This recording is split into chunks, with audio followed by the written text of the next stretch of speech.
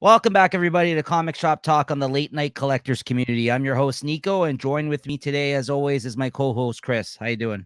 Hey, how's it going?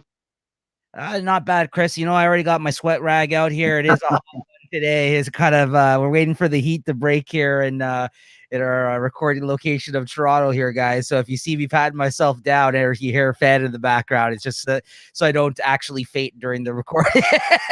So I gotta keep it. Chris is just laughing over there. It is nice.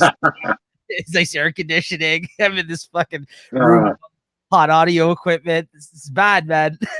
it is nice.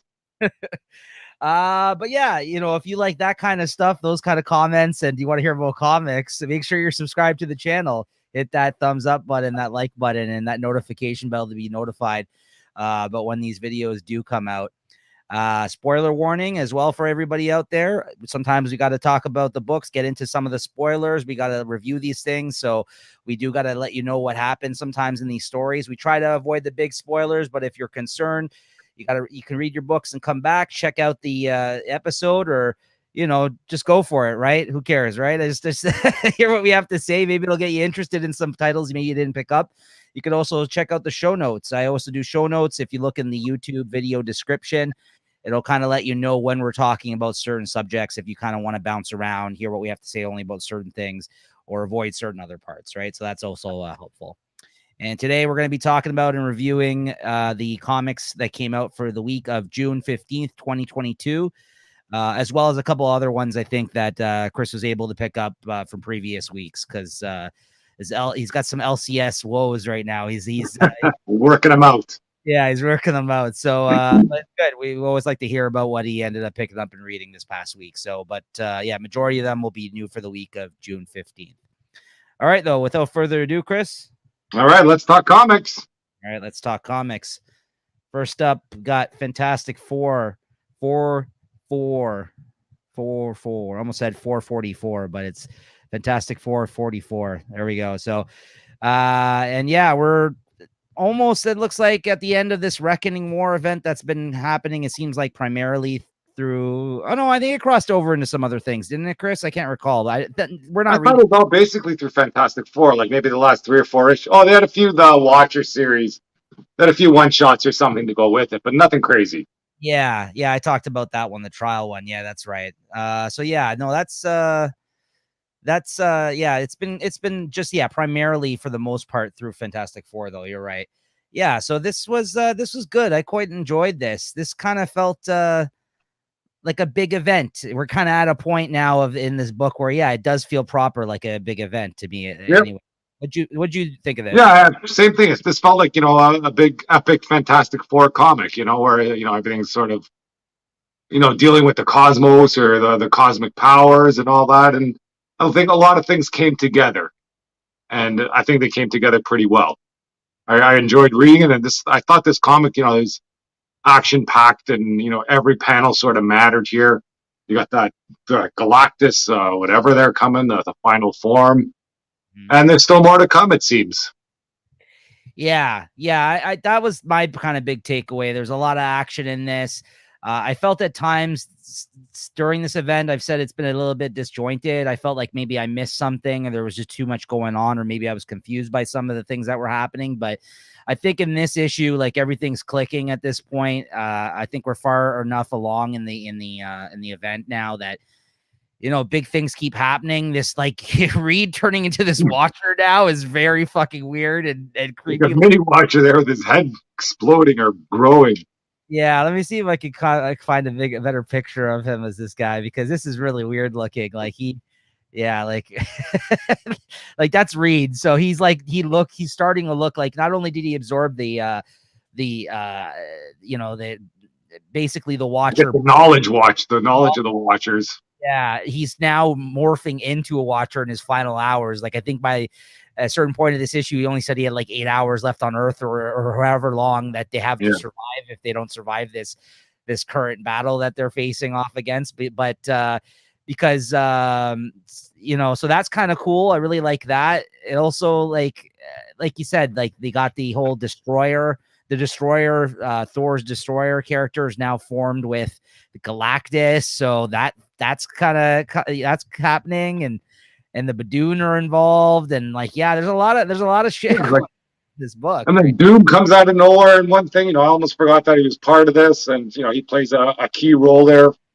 So I thought it was great. Yeah. No, I really enjoyed this issue. And I think out of everything right now that we're reading that's supposed to be like big event comics, this has felt like, I think, the biggest and the most important.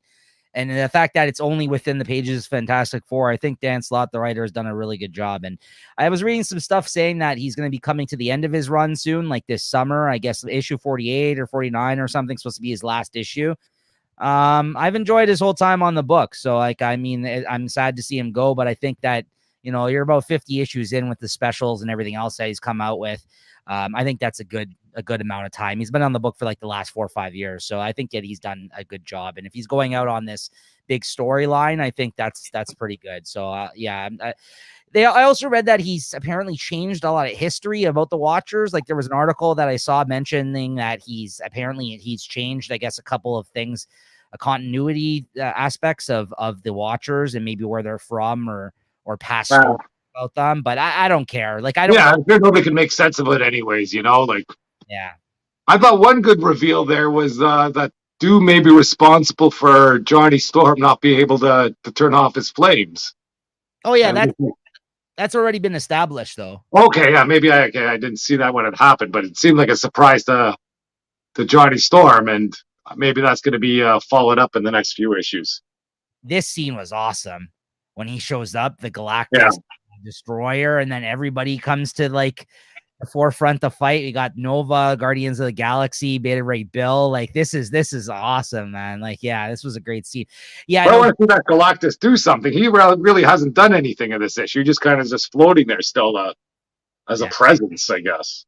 So Doom mentioned that in this issue, Chris, but I guess this is before you had started reading it. But what ended up happening was Johnny actually slept with Doom's to be wife. Like, they were going to get married. He actually ended up going to the wedding and hooking up with the woman who worked for Doom. Like, she was like his like right hand woman, I guess, like in his kingdom. Like, and then he had professed his love to her, and they were going to get married. And then he invited Reed to be his best man at the wedding. And then they're in Latveria, and Johnny actually ended up having sex with his wife on, like, I think, like right before the wedding night. So I think when he ended up finding out, that was a result of the fallout of that. That's why Johnny has not been able to take the flame off, essentially, because of Doom. Oh, Johnny, what a scamp. Johnny's a mad whore. I mean, what can you say? I mean, we all know this. I mean, of all the ladies, he has to take Dr. Doom's bride to be. That's right. It was a great storyline, to be honest with you. It was very interesting, very scandalous. So yeah, I don't know. I really enjoyed this as well. I'm glad to hear you thought the same, because I know at least for me, I've been up and down through this event, but this was a solid issue. Yeah, I was down for it. It's good. I think it's a good. I don't know if it's the end of it, but it sounds like it's the penultimate one, maybe. Yeah. But yeah, I thought it was great. I'd give it a 4, easy. Same. Yep, absolutely. Yeah. All right. Next up, we got Iron Man 20, Chris. All right, I wanted the variant covers there. Oh, nice. With, Patsy Walker. You got Iron Man with the ring box. Proposing. That's it. Will you marry me, Patsy Walker? I don't know. But in this one here, Iron Man battles an intelligent, woke gorilla that he sort of created. Tony Stark gets out of rehab and he proposes to Hellcat. There's some fun dialogue between them, and it was an overall okay issue. Nothing big going on there. I don't know if you want to spoil whether she says yes or no. I'll leave that up to the readers. Let us know. Throw it out there. No. I didn't think so. I mean, come on. I think that would have made more headlines if that was the case. If Tony Stark, the biggest playboy of all, was getting married to Patsy Walker, right? Well, he's a very humble guy now because he just got out of rehab, and he's just kind of laying low. And I guess he had his first Stark, I guess, appearance. And I think he invented some new computer, and then they brought this gorilla there. that they've trained, and it's like a smart gorilla, I guess. It can talk and all that sort of stuff. And then the gorilla gets upset about things, about being treated like a circus animal, and things go sideways from there. But it's a lot of fun stuff when I guess Hellcat or Patsy Walker is deciding whether or not to accept the proposal. She doesn't outright kind of just shut him down. She goes, "Oh, let me take some time to think about it." Mm-hmm. And then she's talking about, I guess she was married to Satan or something, and all these other people, and I guess he's feeling bad that she said yes to them and saying no to him. Well, But it sounds like I was gonna say, was she married to Damon Hellstrom, son of Satan? Is that who she something was? like that. There's somebody there. They mentioned a couple people that she was married to, Interesting. and but it seems that they're still going to be together because of there's the Iron Man Hellcat annual or something that's coming out where they're both featured in it. So yeah, we'll see where this goes. Maybe it's just not the end of the story just yet. Yeah, I mean that's fine. I mean, I would say that they're both like, he's damaged goods, right? Like I think I don't know, like coming back from that planet, whatever the hell is that, whatever wherever the hell planet he was on, right? I forgot the name of it, but like I would think that after that might not be the best time to think that you should be proposing. I don't know, man. He just went through some shit. Well, I imagine this would be before the Hulk Wars. Okay. I'd imagine, but they didn't make no reference to it. Yeah. And you think after something like that, he'd have something to say about it. Yeah. But you never know. Yeah. So what'd you give this one? I'd give this a 3.5. Okay. That's the fancy cover there too. Yeah. Can't go wrong with that. Nice. And we got next up is Spider-Man 2099 Exodus. As one of the, I guess, the border covers, the Lashley variant cover, something like that. Yeah. And I think the storyline of this Exodus event or miniseries is kind of coming together. It looks like Miguel O'Hara is trying to put together a team to get into the Celestial Garden or something to get the Celestial or harvest the Celestial waste. Mm-hmm. And I think Norman Osborn or whoever the Osborn Corp is basically is sort of running the world right now. And that's who he's up against. And in this issue, it focused on Loki and a Valkyrie, or I guess a fake Valkyrie, and it details the destruction and the resurrection of Asgard, I guess in this timeline. Mm-hmm. And it's kind of like the Wastelander series, but it's held together, I guess, with Miguel O'Hara trying to put together these people. So it kind of goes through all these backstories. Mm-hmm. I guess reimaginations of some of these characters in the future. And it's not too bad. I like it. It's, great art inside there. And the story's starting to make a bit more sense where, the first ones, I really didn't know what was going on. You just had the Ghost Rider floating around and all these other people going on. So it's not too bad. I like that. So what'd you give this one then? Yeah, I give this one a 3.52. Nothing super special, but it looks like it's building. It's moving somewhere. It's moving in a positive direction, I'll say.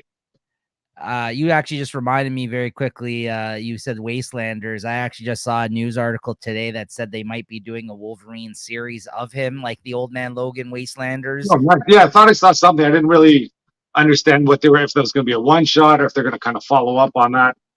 I'd be down for that. No, I think they're going to be doing a show, and the guy who's going to be playing. Oh, no. Yeah. So I think like a new series. I mean, I could have kept this for in the news. Like, I'm sure they're going to do more comics, but apparently they're, because I just remembered, I forgot to add it to in the news. So here, if anybody hasn't heard about this, I saw an article today that said they might do a show of the Wolverine, like the Wastelanders Wolverine, and basically like an Old Man Logan Wolverine. And the guy who would play him is supposed to play him is the guy from Terminator that was in the show that we just watched. That was the racist father, Peacemaker. Baker, that guy. Yeah. That's not too bad. I think he'd be a good Wolverine, a good Old Man Wolverine. Yeah, Peacemaker's father. They're looking at him to play him. So if that happens, that should be pretty interesting if they start to do this Wastelander stuff on TV, right? Like, yeah. Would that be like a Disney Plus show or? I guess. I mean, like, I would think so. Yeah. Although Wolverine is Fox. No, Fox. Yeah, but Fox, Sony bought or Disney bought Fox. So yes. So I guess so. Maybe that's why it's going to be more, maybe a more mature Yeah, that'd be an interesting series. I'd watch that. Yeah. So that's what I read an article about, or at least saw the headline for one. I didn't read into it too much. So yeah, that should be interesting. But I think if they expand more into that world, there's a lot of good stories that could be told with that character, right? But although they did Logan, like Logan pretty much was old man. Old man Logan. Yeah. So, but this should be interesting if they. I think he would. It's just gonna be weird not to see Hugh Jackman as Wolverine, right? Like if they make that guy Wolverine, even an old Wolverine. Yeah. Anyways. Okay, next up we got Captain America Sentinel of Liberty #1 that came out this week. I actually was not planning on picking this up, but seeing that my list was not that big this week, I ended up reading it before the recording here online. This was actually pretty good. I gotta say, like, I thought it was good. This focused on, I mean, it kind of felt like, I guess you could say it felt like your basic run of the mill Captain America story, but it had all the right elements that I think may have made good Captain America stories. He's basically trying to, like, I don't know, go back to his old roots, it seems like, in this. And like, he's kind of like, I need some time to do my own thing. So he ends up going back to like his old building and like renting a room that's like in a tenement. Like it's like a fucking shitty rundown, like building, and like he's like, and it's used to be his old, like, I guess, apartment in the Bronx, or where Brooklyn, sorry, I think that's where he is from, right? And like, so it's run down, and like he's renting it, and he's trying to act like, I'm just Steve Rogers. No, I'm not Captain America really so much anymore. But he still goes out and he trains, and he rocks the shield, and he thinks that's good still as a symbol for people to see. He doesn't have to wear the costume so much. And then he's like, yeah, I'm making new friends. And then he's like in a life drawing class, because how like he's always wanted to be like an artist and stuff like that. So he's in like a life drawing class, and they're trying to like draw digitally on like an iPad, and there's somebody like sitting there with a sheet over them, like, and like kind of like, partially nude, and they're like, you have to look at the person to draw them. He's like, what? I'm looking. And he's like, he's like pushing like the digital like pencil. They're like, you shouldn't press it through the, like, you're gonna break it, like forcing it like it's like a pencil and not like an actual digital.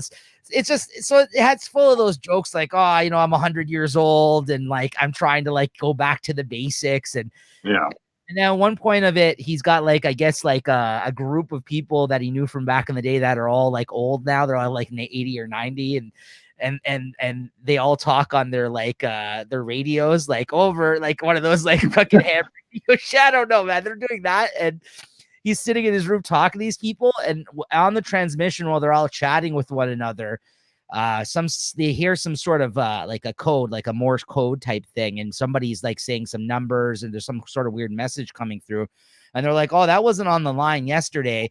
And then, of course, they look into things, and they find out it's part of like some bigger conspiracy of like some like organization that isn't clear to us yet, that's trying to take down Captain America. And then Bucky the Winter Soldier is involved, and it looks like he's kind of playing both sides of the fence towards the end, or you don't know, like he knows more than Steve does. And so, like, again, it's like an unknown enemy, secret organization, him trying to pretend like he's good old, like, Steve Rogers again. Like, there's a lot of elements in it that sound like your basic run-of-the-mill Cap thing, or like, you know what I mean? Like what you would like probably come to expect from some stories of his. So, I don't know. It was all right. I did enjoy it. I gave it a 3.5.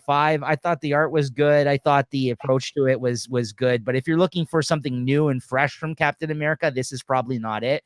But I think in that sense, I thought it was it was a well-written story so far, and it was not bad. I don't know if I'm going to continue with it. I might pick it up and trade if I hear it continues to be good. But there was a lot of good stuff to like in this, man. If you're a Captain America fan, you may want to check this out, because I think there was a lot of elements that work for the character in this, but there was also some stuff that maybe didn't.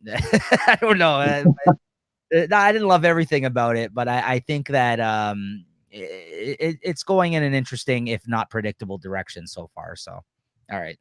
So next up, we got Do a Power Bomb #1. Now, this was my most anticipated issue this week. This is by artist, writer Daniel Warren Johnson, and it's basically a wrestling comic. It's 1 of 7, a miniseries through Image Comics.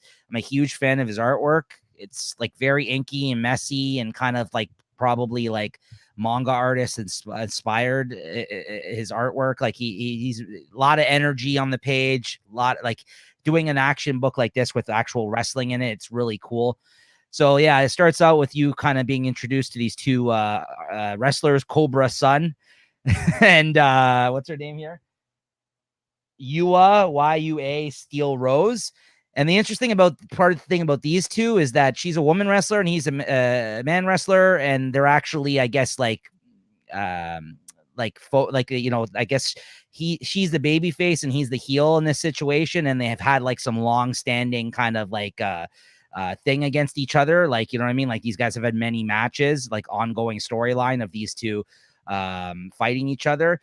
And, you know, not that there isn't women and men wrestlers together in some things, but a lot of the time you don't see like big rivalries like this, I think, between a man and a woman in wrestling all too often. Right, Chris? Like, I wouldn't say that that's something that yeah, not so much anymore. Right. So I mean, I don't know if that happens more in New Japan. Maybe that's why, because I know that in the back of this, he wrote like a little essay saying how he only got into wrestling a few years ago and really fell into it and really, really loves it now. And he kind of started watching New Japan. Now he's doing the AEW and everything else that everyone else is watching. But yeah, this was an interesting setup. It's basically this woman, and she's backstage, and you see like her family, and you see like her trainer, and then you see that she has a young daughter, and she's visiting her at a show before she goes out on stage. And then like her uncle or whatever, who's like the trainer or like the guy who gets her the gigs, I guess he takes her out into the crowd, and they're gonna go watch her mother. And, you know, they're playing it up, the whole storyline, the whole, you know, wrestling aspect of it. They're talking shit on the mic, cutting promos, like Buddy comes out, Cobra Sun comes out, you know, boo, everyone's booing him. He comes out, and then they start wrestling. And the actual art for the wrestling, they're actually, because he is a fan of wrestling and he's a great artist, he's actually using all kinds of great like actual wrestling moves he's depicting through the art. Like you can call out the things that are being called if you're into wrestling. And not only that, if you're not into wrestling, I think that he's mixed it in with like a very human, like kind of, you know, storyline as well. Like there is like a family aspect to this. There is some tragedy to follow because Cobra Sun ends up fucking up one of his moves, they off the top rope. That's a pretty awesome scene. The art's fantastic. And I think he like pile drives her, like, and yeah, right here. He ends up fucking up like on top of the top rope when he's got her. He's about to flip her, and she falls and cracks her neck, dies. So, I mean, you know, this is, again, something that you see happen sometimes in wrestling. Unfortunately, they can fuck up a move, and he's all messed up over it. And he's kind of like, you know, I messed up the move. Like, that wasn't my intention. And anyways, she ends up dying. And then you shoot, I don't know if it's like 10 or 15 years later. Anyways, we jump to the future. And basically, this girl grew up to 10 years later. Yeah, she now grew up to be also a wrestler, and she's trying to make it. And she's not, you know, she's not the best wrestler. She's still kind of green. But her uncle, the guy who's like, I guess that got her the promoter, or like the gigs that basically, like, or like trained his mother. He won't train her because it's one of those classic, like, I'm not gonna, she didn't want you to be a wrestler, and look what happened to your mother, you know, like one of those kind of, yeah, exactly, one of those classic like 80s movies or action movie trope type things, right? So but then you get to the end of the issue, and there's like a weird like supernatural like aspect to it, or something weird is going on. Like there was like a guy that was in the crowd basically when he was watching this go down when her mother died, who says, like, turns around and mentions that he's like a necromancer. Like he approaches her, and then like he resurrects like this whole like big ring and castle and stuff like that. So then there's like a weird fantastical element to the story by the end of it, which really kind of threw me for a loop. So I mean, it's definitely still like an interesting fantasy comic at the same time as like something that's feels like a grounded like actual wrestling story as well, right? That's got a lot of heart so far to it, or at least, you know, tragedy and like real life type shit. So I thought with the art, I mean, it was fantastic. Mixed in with the art and a good start to the series. It was a little light on story. I mean, in the sense that this was basically a setup issue. You didn't get too much character development, but you got to learn who all of the main players are here. and it's off to a good start, man. I really enjoyed it.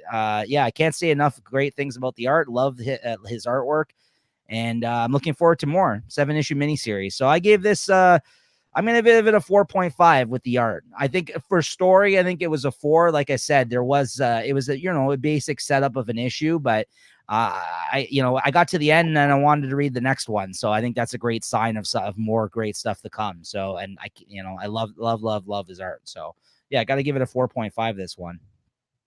Nice. And yeah, looks like that screen froze up. I don't know what's going on there. So we're going to move along. All right. Jurassic League number 2. You read this one online, Chris? Yeah, my DC comics are a bit on the slow back order scene, I guess. I might be getting a whole freaking box of them soon the way I'm ordering them, but the ones I like. Yeah, so what'd you think of this? I thought it's okay, nothing fancy. It's a fun story there. Still, nothing cataclysmic happening in there. Just want to see kind of how these guys are going to be portrayed as dinosaurs, I guess. Yeah, it's okay. I mean, I'm not loving this as much as I wanted to. I don't know if I'm going to continue with it. I had said that after the first issue. It's still kind of fun. Like every once in a while, you'll get to like some ridiculous scene of like these super jacked and ripped, like veins throbbing out of their arms, like superhero dinosaur things. Like, I don't know.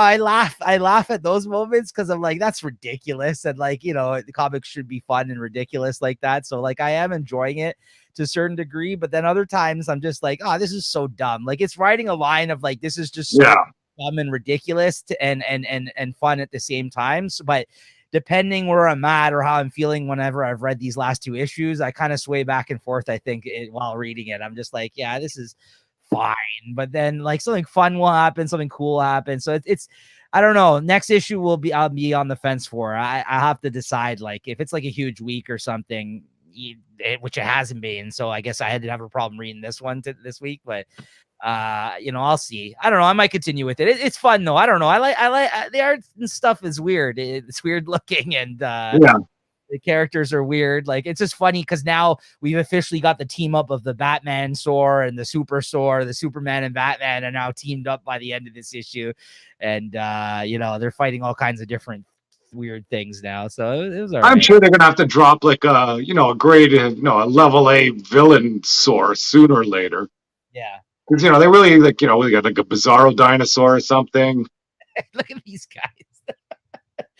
Yeah, like I do dig like the art approach to it, and like there's like he's trying to like save all like the humans, the super store at one part of this issue, but they just like look like a bunch of like blob, like a group of people. Yeah, he's got them all in his hands. They're just trying to take them away. Those humans, some of them got to be dying when you're falling from that heights, I guess. Yeah, so that's what I mean. Some of the things are just so ridiculous, but that other stuff was fun, like when the Wonder Woman person shows up at the end, the whole Trinity's together there, and yeah, I don't know. It was all right. So what'd you give this one? Yeah, I'd give it a 3.5. It was a fun read. If it didn't show up in my stock, I wouldn't be upset. Right. Yeah. Yeah. I'll agree with you. 3.5 for me. All right. Death Dealer number 2, Chris. All right. So this might not be a new one for this week. I think this might have come out last week or whatever. And I've been kind of roaming through some different LCSs, just trying to keep up with what's coming out. And this was kind of just sitting there as not a back issue, but an issue from a week ago. And I heard some good things about it, so I thought I'd pick it up. And basically, it's almost like a Conan type of story, and he's got an evil demon living inside him. So it's kind of like that's the voice in his head. So you have like I don't want to say mild-mannered Conan, but a more moral type of barbarian trying to do the right thing.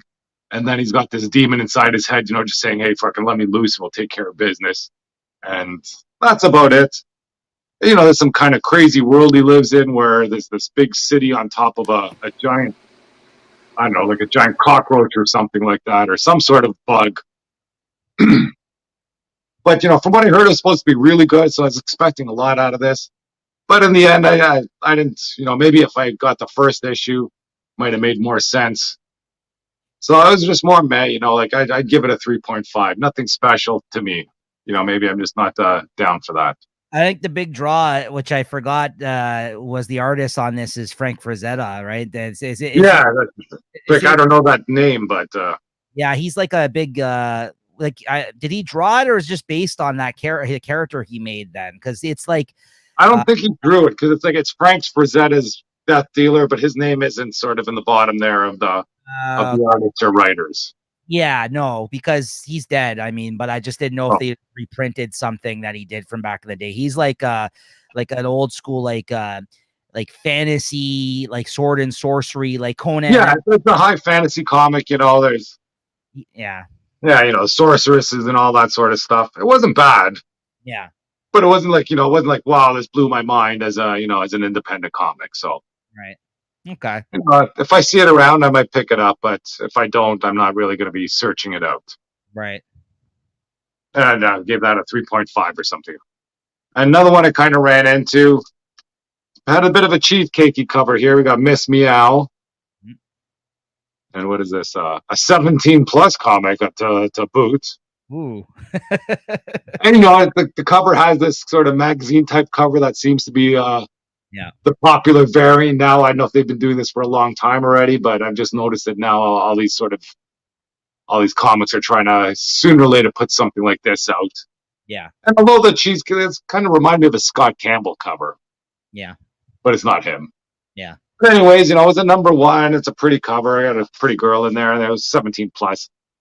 But as a cheesecakey cover, like there's not really much cheesecake inside. It's a decent story.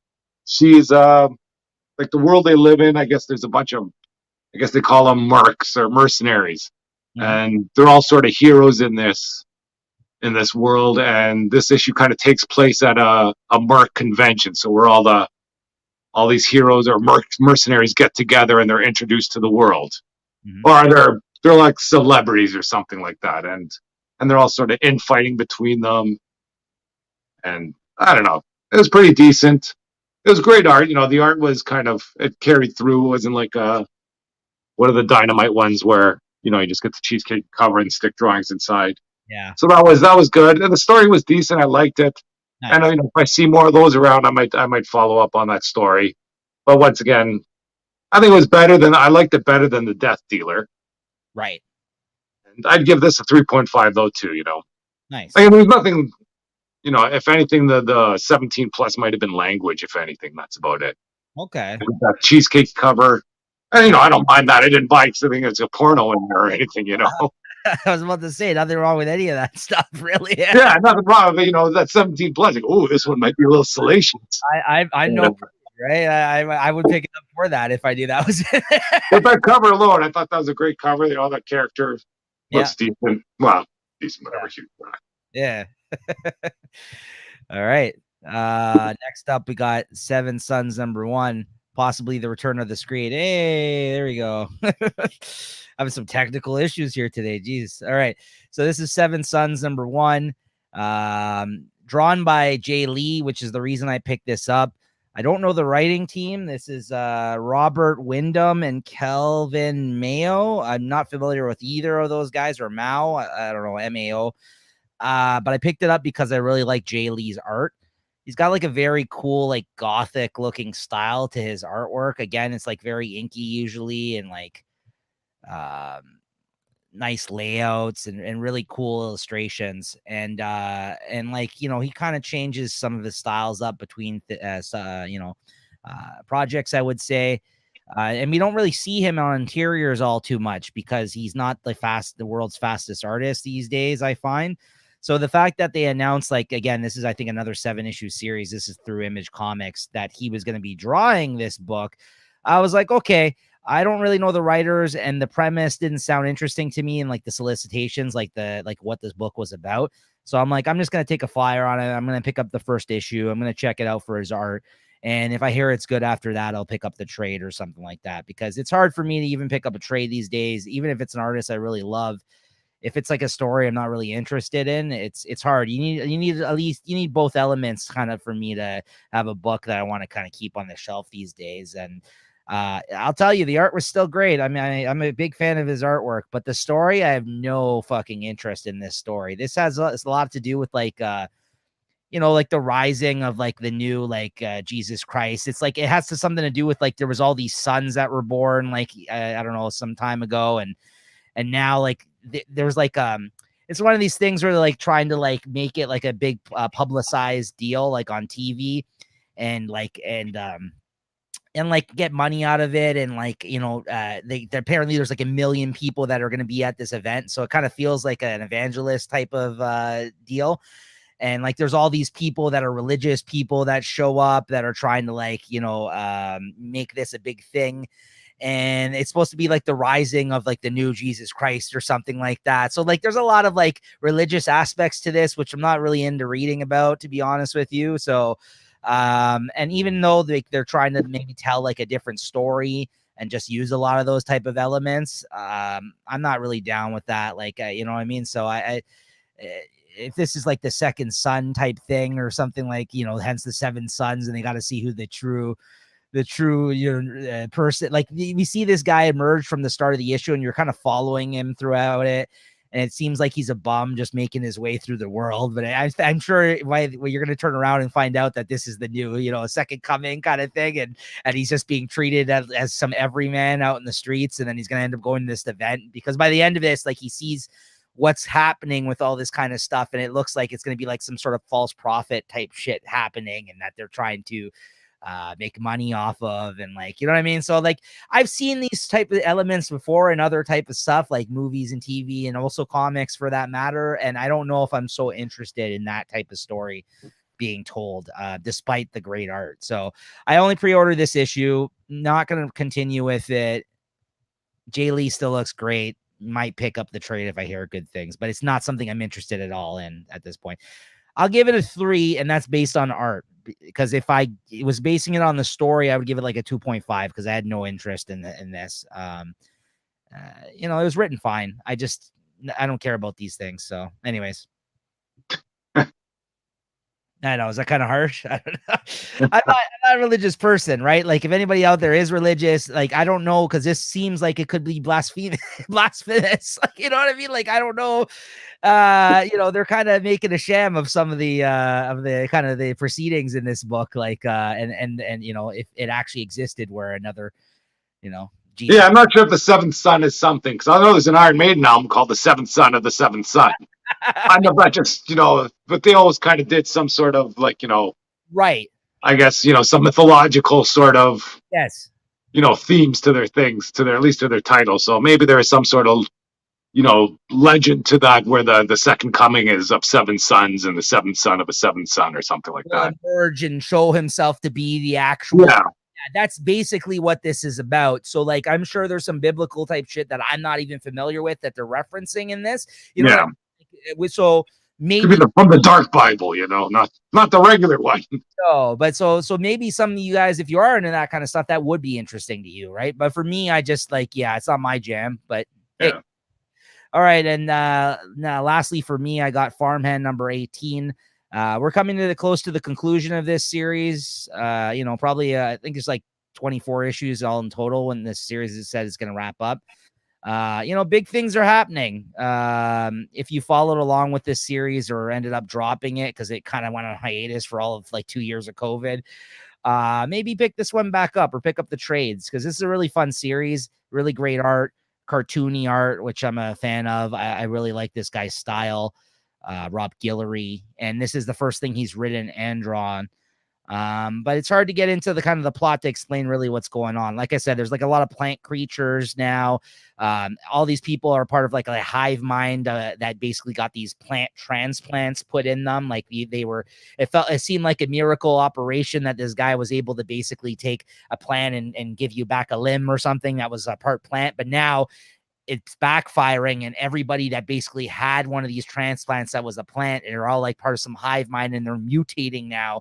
So like there's a weird scene in this issue, for instance, because now they're really kind of getting into, as they're seeing this thing develop, like what's going on with the people that were like this. And there's this weird scene where these guys go to the apartment that are basically facing off against all these mutations and stuff like that, and trying to like stop the shit going on. And like two people are like they're like cross-pollinating but banging somehow. Like they're all like they're having sex essentially, but like they're weird like plant like organ things, or like they're just literally sitting away from each other, but like there's bees flying around in them, and they're like there's like some weird shit going on. So like there's some out there ideas and stuff going on in this book, which like I find amusing, but it's weird. It's weird and odd.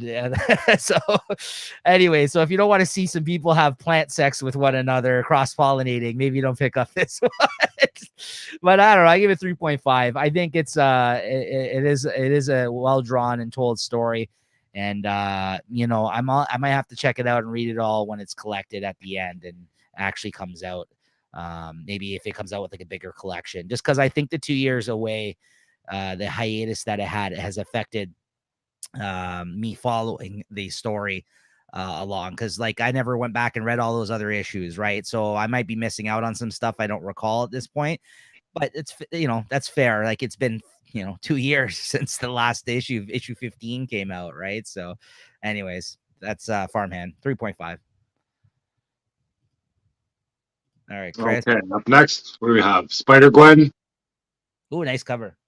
Well, that's it. Basically, I bought this series because there's a whole bunch of 5 or 6 Gwen covers, pretty much similar to this, with just different Gwens and different costumes. You know, well, as I read this, you know, it's a series I really wanted to like. I don't really think I'm the target audience for this series. This seems to be geared towards maybe the younger audience, but it's still a fun issue all the same. You know, like you gotta, like I said, I think we're talking. There's all these new Gwens keep on showing up as the issues kind of stack up. We got a Thor Gwen, a Wolverine Gwen, and now I think in this one, an Iron Gwen came out of it. And at the end of it, there's a Captain Marvel Gwen that may be set out to destroy the other Gwen. So we'll see how that goes. But it's a fun story. And, you know, it's starting to pick up some steam there to become more of an actual battle than, you know, just a bunch of girls giggling and talking amongst themselves. Right. I liked it, though. I'm still liking it as a series I really wanted to like. I am still liking it where I know there's some series that I really wanted to like and just, you know, haven't been able to do it for me. So I'll give this a 3.5, though. I'm loving the covers, though. And I'm hoping, you know, I think right now, with the way I'm ordering things, I kind of double ordered this issue because it came out late. Mm-hmm. But I'm hoping with the next issue that comes out, I don't miss because Mm-hmm. everything's all messed up. But Yeah, we'll see how that goes out. yeah. Okay. And what do we got next? We have Wolverine 22. This is one of the Hellfire Gala variant covers. Nice. I think that's X23 there and some fancy threads. I think it's a pretty decent cover. So I only bought this for the cover. I haven't really been following Wolverine. But I read the issue in here, and you got Wolverine and Deadpool. They're teaming up. I think they're up against Maverick and somebody else, I guess, from that old time there. But we got Wolverine and Deadpool. They're stuck in a cell, and Wolverine is really just taking it to Deadpool. You know, Deadpool's just jammering on, and then he just puts the claws through his heads just to shut him up for a little bit. Right. And then, you know, whatever the villains are up to or the enemies are up to, they do their thing. And Wolverine's got to try and figure out a way to get out of the cell. So what he does, he cuts up Deadpool into pieces and throws him like through the holes in the cell. Yeah. Yeah, makes sense. There's a lot of that stuff there too. There's another scene where, you know, he's driving a car and Deadpool's kind of all trying to piece him back together, and he just grabs his head and he uses his head as a weight to put on the gas pedal while he's driving, so he can smash into something and they can kind of launch him as a speedball. Yeah. And they're fighting, I don't know what they're fighting, but it looks like a little mini Professor X with a big head, because it's got like a big helmet with the X on it, like the one that he has in Krakoa. Mm-hmm. And I don't know what's going on with that too, but it was an interesting read, but not enough for me to pick up, like, you know, X whatever Wolverine 23. I don't think I'll be buying it unless. Yeah. Well, I won't. Yeah. Sounds fun issue. But it's a fun issue just to pick up and read, and you know, I wasn't disappointed getting it. It's not like, oh, I got this variant cover and it's garbage inside. It's still a fun issue. Yeah. And the way they draw Wolverine in this too is good. I think they draw more, I guess, towards his reality there. Because they have scenes where he's running around. You got Deadpool kind of towering over him, and some of these scenes look, they have Wolverine looking like a little runt that he's supposed to be. Exactly, which you don't see all the time. Most artists don't, but you're right. He should be up to a lot of people's waist, the size that if anything, the only person he should be taller than is Puck, really, from Alpha Flight. Right. That's right. Yeah. But otherwise, it's a fun issue, and I liked it. I'll give it a 3.5, like I said. Nice. Not bad. And I think the last issue, this is an old one too, but this was a hard one to get here. Avengers Forever. Which one is it? 6? Yeah. And we got Vibranium Man. He goes by a few different names in this issue. I don't know why this one was so hard to find. I heard when this one came out, they were just flying off the shelves, maybe just because nobody orders them to begin with. Yeah. But I did have it on the pre-order, and when I went to get it the first week, it wasn't in my box. And I haven't been to the comic shop there for a couple of weeks, and I went there today, and lo and behold, it was there. So I was kind of happy about that. And, it was a good story in there. It's the Avengers Forever. It's all these multiverse kind of heroes, and this one focuses on Black Panther and kind of what happened to him. I guess Killmonger is trying to track down all the Black Panthers in the different multiverses to kill him. And I think in the beginning, there's 3 versions of this Panther in here. Mm-hmm. One is he's like the Sky Spider or something, because the world he lives in, only the rich people live on the ground and all the slums are up high somehow. I don't know how that works, but that's the way it is. Mm-hmm. And he's the Sky Spider, so he kind of like the Spider-Man, I guess, of that world. And then he becomes Vibranium Man, and at the end, he sort of levels up to Star Panther. And we'll see where that goes. I think the next Avengers Forever focuses on a Captain Rogers, or a jail full of all these different Steve Rogers there. So see what that happens. Mm-hmm. And it was a good issue. I give this 3.5 too. Nice. Nothing great. I don't think it was worth if I had to buy that, whatever, in back issues for like $10 because it was so rare, I'd be upset. But I'm happy I have it, and I don't think I would have tracked it down if I didn't. Yeah, no, absolutely. And for anybody interested to check out Avengers Forever, the first volume actually just came out this week in trade as well, which I've been tempted to pick up. But I'm waiting, I'm holding out because I think they're gonna bunch all these Jason Aaron's Avengers and Heroes Reborn, which Chris recently just read, and like Avengers. Yeah. Like, I wouldn't be surprised if they come out with a couple of those big omnibus hardcovers that collect the whole series that way. Like, yeah, for the first 5 issues, I'd read them online. Like, I don't think they were that great. Like, it's fun just to see the kind of different world, but I think now it's sort of getting into its groove or whatever, Yeah. Yeah. So I think after this, there's like some Carol Danvers that are coming together. I think they're just basically going through character to character. And, yeah, if you're running into characters that are your favorites or you like, you might be more apt to buy it. Yeah, I've heard some good things about it. So, yeah. All right. Well, that's going to do it for the comics that we wanted to talk about this week, everybody. But I did want to mention, or unless, sorry, Chris, did you have something? I got one more here. This is another old one from last week, but we got Black Christmas here, the Chewbacca or whatever, Chris. Black Christmas, that's a movie. You got the Black Crustacean. I don't know what I can't pronounce his name, but I got this on the pre-order. Got the photo reel variant cover. I think it's like a trade paperback. It's a thick book. It's got 3 issues in there. I haven't read it yet, but I look forward to see what's going on with that. Nice. Sorry. Go on. Well, that's all right. After you. All right. No, we're just going to talk about something horrible. Another man, this year has not been good to artists, man. I mean, I think we're just getting at that point in our lives now that we're going to see a lot of our favorites this happen to, and got to make way for new people in the industry, I guess, somehow. But yeah, all jokes aside though, yeah, no, rest in peace to Tim Sale, a really great artist. He was admitted into the hospital a couple days ago, and I believe that had leaked out to the news at that time. Someone had put it out online, and I guess today they mentioned that he ended up passing away. So I guess he wasn't in great condition when he went into the hospital a couple days ago, and I think he was sick or not doing so well for a while now. So it's not something that I think that should have come as a total surprise if you had heard about maybe some of his health struggles. But regardless, real big loss to comics. Really an artist who's got a very unique art style. If you guys aren't familiar with Tim Sale's artwork, he's probably most well known for like Batman Long Halloween, which is like one of those like essential Batman stories everyone kind of points to. He did most of his big work through Big Two, like Marvel and DC stuff, and also with one writer, Jeff Loeb. So if you're familiar with any of their work, they did many books. I just grabbed the closest book to me right now to show off that I know that he'd worked on that was close to me in the room here.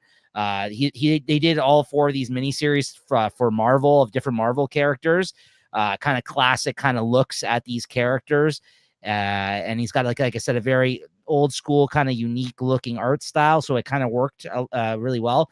These are all really great miniseries of varying degrees. My favorite is Spider-Man Blue, but this is a hardcover that came out and collected all these different miniseries: Hulk Gray, Spider-Man Blue, Daredevil Yellow, and Captain America White. They just kind of named them that after, I guess, the colors that, Daredevil did have the yellow suit at one point. So, like, these are just, I guess, things you can associate. And I guess they focus on the Gray Hulk in this one, if I remember correctly. So, yeah, no, it was, he's done a lot of work with Batman Long Halloween. They did Haunted Night. They did Dark Victory. They had like a trilogy of like series that came out back in, like, I guess, the 90s. And then Catwoman, One in Rome. He did a series called Solo, which is, I think, him writing and drawing. Like, it was a bunch of different issues that came out in the 2000s of different artists DC had working for them at the time. They did like their own oversized issue of stories and stuff, mostly written by and drawn by each artist. So, like, Tim Sale had his own issue that had like a bunch of his artwork in it for, like, stories he may have came up with on his own. Yeah, so just a lot of great work that he put out there that I'm a fan of. And Chris, I know you said you're not as familiar with his art though, but do you guys I'm sure I've read of it, or I'm sure I've come across it during my time, just not, I'm just not aware of it. Yeah, so guys, if you're interested in any of that, definitely check it out. Go check out some of these stories that he's done over the years, and celebrate another good artist gone, unfortunately. But yeah, so I quickly just wanted to mention that. But, I saw all the flood of all the support through the comic creators that I follow online, and them talking about maybe times they met him. And I wouldn't be surprised if they did some sort of anniversary issue type, not tribute type issue or something to him, DC Comics. Like, he's worked a lot at DC and Marvel. So, I mean, like, you're going to see those tributes probably in the issues, those pages dedicated to this guy in the coming months. And yeah, it's just been a bad year for really great artists and people that have been in the industry for like a long time. I think he was in his 60s, this guy, but still, I mean, yeah, that's so young though, that's brutal. Yeah. So yeah, him, George Perez, and what's his name? Who I guess we didn't talk about on here. Neil Adams passed away this year. So yeah. Anyways, yeah. So what are we picking up next week, Chris? Oh shit, I didn't even look at that. Okay. I don't have my list here, but I can mention what I'm picking up. I know I can probably piggyback on some of the stuff that I have here. Batman the Night, number 6. I'm picking up Batman and Superman World's Finest. I think you well, I'll probably read that online because it's anyway. Okay. I haven't seen a DC comic in my hand for a while now. Nightwing. I don't want to double order them, Nightwing 93. This is supposed to be easier for you, Chris. Now you running all over the city, like 3 different spots. Well, I think my last time going, like I talked to him at whatever, Silver Snail. I said, hey, I might not be around for a while, but I have a feeling I might be back because things were working out. Like, I really had things dialed in there, and then I changed my job, so I got somewhere closer. I thought I'd switch it up, and I don't know. It's not working. I gotta give it a few months to see how it goes, but I'm kind of eyeballing either September or October to just get back to the League of Comic Geeks where I can just boom, boom, boom, boom, drop them in. It was so easy to pick them, and this year I got to write everything out. And when I sent my first email to him, I forgot to put some numbers beside the names, or and I got to write down like all these Derek Chew comic stock or cardstock variant A, B, C. It's freaking writing like a 10-page essay when I'm sending these lists in. Right, and you're doing a lot more work to get it done. Right? So, and then by the time they come out, I'm still missing all this stuff because it's not even in the solicitation sometimes, Let me know. But anyways. If you want to find another option, I got you covered. Yeah, I do that, but I can't make it out there either. I mean, it'd be easier to go back Yeah, that's to a way. Queen Street. Yeah, no, for sure. Amazing Spider-Man 4, Deadly Class. Or coming out next week. Yeah, at least it's in the solicits. I don't know. Maybe it's going to change dates, but Check my list. Yeah, definitely trying to get Spider-Man 4. Deadly Class 53. We got Immortal X-Men #3. Punisher War Journal Blitz #1. That's like a one-shot outside of the Punisher that they're doing. Pass on that, I think. I got Shaolin Cowboy, Cruel to Be Kin #2, Silver Coin 11, and X-Men 12, which I feel like hasn't come out in a while. So that's interesting. Yeah, I got to take a look at my list. At least what I sent to my pull list there. But yeah, definitely X-Men 12. I think I got a bunch of Hellfire and Gala variant covers. I think they're going to be start rolling out soon. I thought I had more of them coming, but we'll see. Yeah. But yeah, definitely Spider-Man 4. Hopefully I'll pick up 5 or 6 issues. Yeah. Or 5 or 6, at least copies or something. I don't know. Every week can't be a slow week. When I put my list in there, it was like over 100 comics for July or for June. And I think I've picked up like 4 so far. Right. I picked up 3 this week and maybe 2 last week. So I can't be getting freaking 60 comics in the next 2 weeks. I mean, mine was 5 this week. So that's well, they are slow weeks. Yeah. I think it's Marvel has started to push out the delay dates because. Yeah. Anyway. Although that being said, like my week next week compared to lately, because like 5 is a really small week for me. But what did I just say? Like I was 3, 4, 5, 6, 7, 8, 9. Like I have 10 comics next week. Like that's a big week again for me out of like 3 back-to-back small weeks. Like I think the most I had was like 6. I feel like the last couple of weeks, right? So like 6 or 7. So it looks like it's next week's a big week for me. So yeah, stay tuned. Another something that didn't really impress me too much is when I went to pick up my comics today. It's a day later. I only had 3 comics in there, and they're still putting together my pull bin. They did it when I walked in, and I went to the store late. Like I was there maybe 5 o'clock on Thursday. He goes, "Oh, I'm glad you're here. I got to see what you got." I go, "I don't know what I got. Fucking, I sent you a whole list." And basically just showed me all the comics there. Did you order any of these? I go, "No, that one. This is painting me, man. I mean, I don't care. Like I said, I give them a shot. I'm all for smaller stores and everything, and we won't name that one, but for now, it's so close, but fuck. I just got. It seems like they could get everything. They're like, yeah, you can order the variant covers. As long as they weren't like the 1 in 25s. And I got that first Hellfire Gala variant, then it came in there no problem. But LCS Woes, man. I know. I've been there, and I know a lot of you guys out there. Guys, hit us up in the comments if you've had issues with your local comic book stores out there. Your LCSs. Let us know about your LCS Woes. Well, they're good people there too. I don't want to bag on them, but fuck, I want my comics on time, man. But that's the thing, right? I mean, don't they know we have a show to put on, Chris? Like, listen, I'll make do with whatever you got going on. You know that, but at the same time, it's just like it just sucks because like you want to give these folks a shot. Well, yeah, I want to get the stuff on time. Like, I don't need it. Like my Batman 124, I don't need that in 3 months from now. I mean, we'll get back to that. I don't know what's going on with your DC over there. Well, yeah, the guys, we haven't had DC in 5 weeks. I'm like, what? 5 weeks? What the heck are you talking about? And he's like, yeah, I forgot to mention, we only get DC once a month. I go, what? Yeah. Chris, what, am I the only person in the store freaking ordering DC or what? Like, Chris is going to be Chris is going to be talking about Dark Crisis 2 in September. Yeah. Well, you heard about Dark Crisis? They're all dead. That's the other piece of news we're talking about in the episode today. They've already started to talk about the return of Superman, everybody. So that doesn't sound like he's going to be missing from the episode or from his issues because he's going right from War World back to Earth. You know what the best part about that news article that mentions, like there's going to be a crossover between Action Comics and Superman Son of Kal-El, everybody, and between Tom Taylor writing Superman Son of Kal-El and Action Comics with Philip Kennedy Johnson, whatever the writer that's doing that book, and they're all going to be writing their own separate issues with a 6-issue crossover between both those titles. I guess his return to Earth And I guess to see his son. Yeah, and spoil the end of War World too, which I've been reading for the freaking last year. That's the thing. They said before that kicks off, they're doing one final big oversized issue to complete the War World saga. I'm like, how long is this story of War World? It seems like it's been going forever. Well, and they spoil the end of it. Like if you read the solicit, I don't know if you, I know that this is a spoiler. If you read the solicitations for that crossover, they're saying Superman comes back from War World more powerful than ever, and he awakens, some ancient freaking power.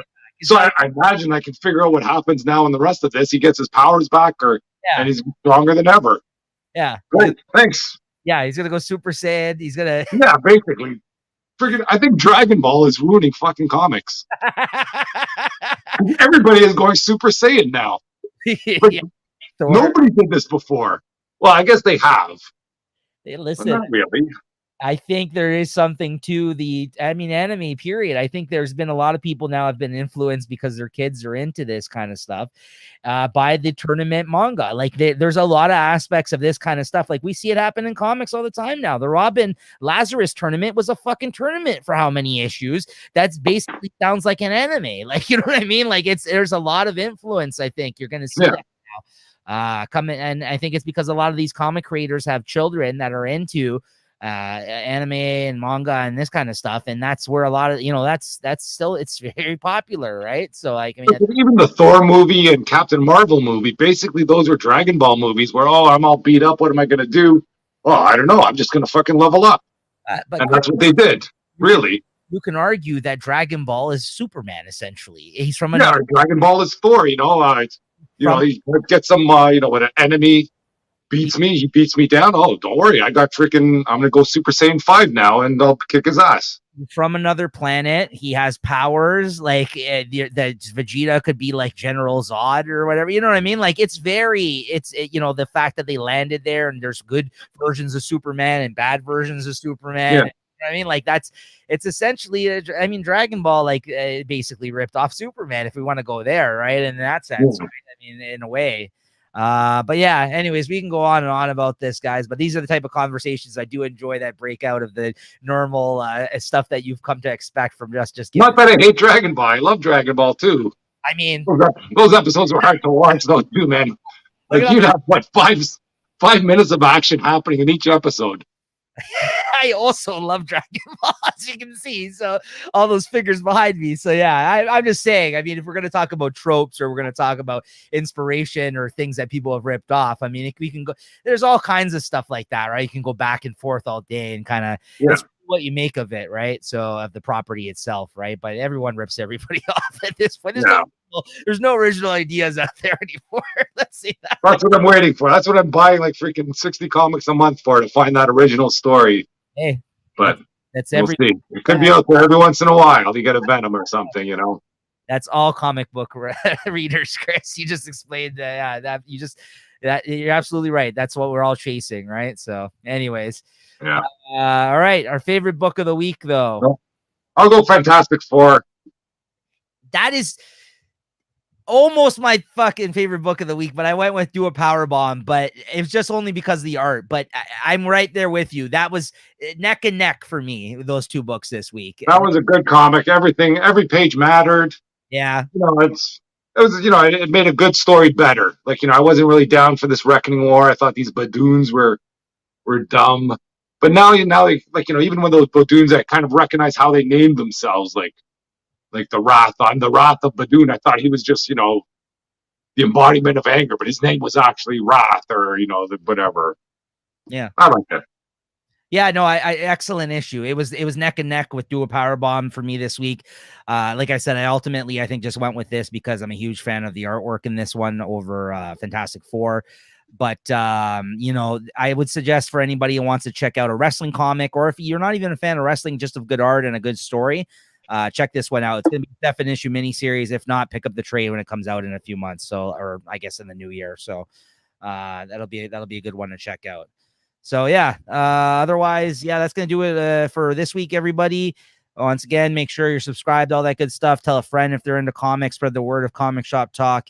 And we'll be back here next week, possibly live together when we record next week. I don't know. We'll see.